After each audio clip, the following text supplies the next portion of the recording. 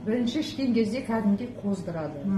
Аяғыңызды, аяғыңызға аштыңыз, ревматоидный артрит. Бұрыннан ауырып жүрген жеріңіз бар емес пе, соның бәрі кәдімгідей қатты ауырады.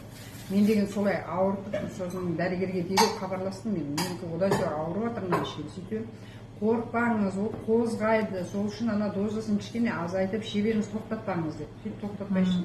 Сіз ертең ол ауырып жүреді, бірден қойып қалады, өзіңіз білмейсіз. Точно сондай болды, бірден қойып қалды. Өзім таң қалдым мен да, уже білмей қаласың өзің байқамай қаласың. Байқамай қаласың, жақсы болып қалған. Ойбай, мен жақсы болып қаптым ғой дейсің. Қандай сондай екен. Мен сол витамин Б менен Зостеродан бастадым. Сол екеуін іштім бірінші, одан кейін А мен Б-ны іштім бір ай, и артермарин, кардиомарин соларды іштім. Мен ана ашытаға нелерді әлі ішпеппін, соларды ішіп көру керек негізі. Жақсы ем болсын.